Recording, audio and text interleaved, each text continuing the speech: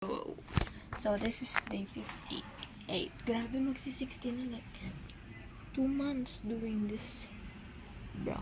Like, ano, like, half a month na tayo hindi na review. Ako lang pala. Yung, ayun na mga problema ako.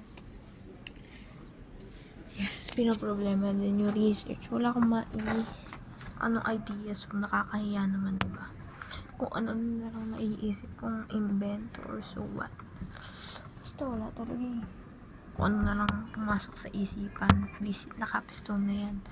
PR, dapat tree planting. Diba? Kaya wala tayong pag-angat. Kasi puro pa na research tayo dyan. Kung natin sa environment, diba? Diba? So it's better to do that thing than doing some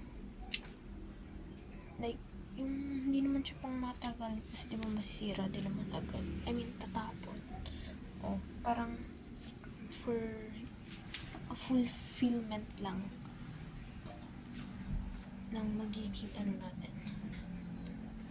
Magiging yun, para pang graduate. Di ba? Tarantaduhan.